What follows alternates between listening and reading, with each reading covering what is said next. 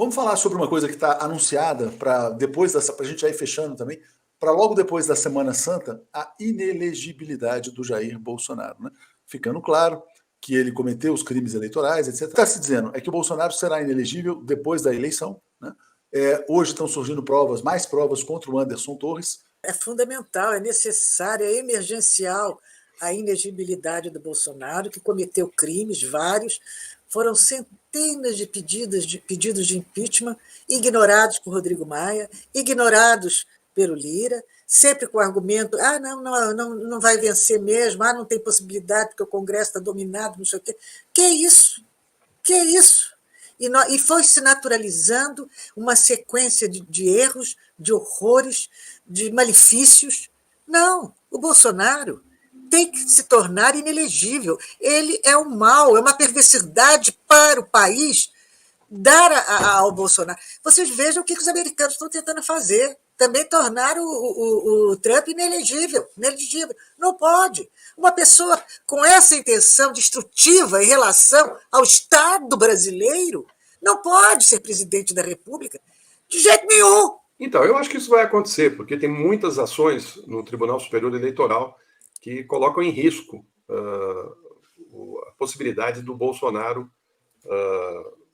continuar em condições de disputar uma eleição. Ele vai ficar inelegível, porque acho que são cerca de 16 ações mais robustas, né? Entre elas, assim, abuso do poder econômico, uso da comunicação da EBC, né? Ele utilizou o canal para se promover durante a campanha, recursos que foram colocados, né, na campanha dele de maneira pouco clara, né? Então, assim, tem uma série de ações de muita gravidade na conduta, né, da eleição do Bolsonaro, né, da campanha dele, né, que pode tornar ele inelegível.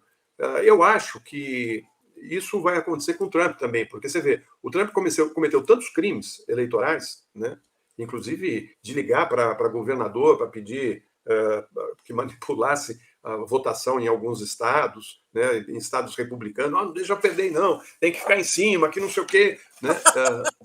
Ou seja, ele perdeu delegados em alguns estados que ele contava como certo. Né? O Bolsonaro fez a mesma coisa, né? Desacreditou a urna, disse que havia manipulação da justiça eleitoral. Então, ele vai ter que responder por isso, inclusive porque fez um evento para embaixadores, né, convidando os diplomatas de vários países para desacreditar a eleição no seu próprio país.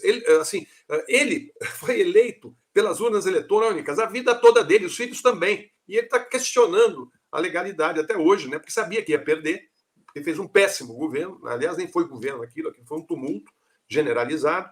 Eu acho que ele deve correr o risco mesmo, acho que ele vai perder a sua possibilidade de se colocar como candidato nas próximas eleições. Espero que por um bom tempo para a gente ficar livre desse sujeito. Mas o que ocorre lá nos Estados Unidos é muito importante para nós aqui, porque o Donald Trump não foi pego pela justiça eleitoral, mas foi pego por um caso. Quer dizer, na realidade tem a ver com a justiça eleitoral, porque ele é pego por um caso que ele teve com uma atriz de filme pornográfico, né, que ele teve um caso, parece, e ele tenta solucionar isso transferindo $100 e poucos mil, parece, para essa moça, e esse dinheiro teria sido feito para que ela não afetasse a campanha dele com o fato dele ter tido um caso extraconjugal com ela, e quem faz isso é o advogado dele, né, que depois fala de toda a trama e como esse dinheiro sai e entra da conta da campanha dele, né?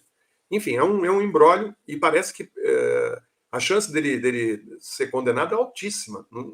Você vê que uma coisa que você nunca ia imaginar está pegando o presidente dos Estados Unidos, o ex-presidente dos Estados Unidos. Agora, o Anderson Torres, né, aparece aí com todo o mapa, né, das ações do Bolsonaro na eleição. Por isso que eu acho que vai ser na justiça eleitoral que o Bolsonaro vai ser pego.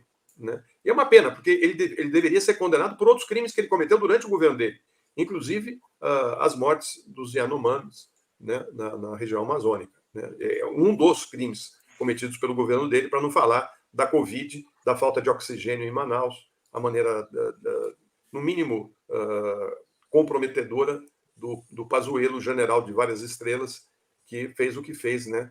Sendo um grande estrategista, né? Produziu cenas terríveis naquele período. Eu falei outro dia com um grande jurista brasileiro e ele acha que essa conciliação também pode custar caro ao país, né?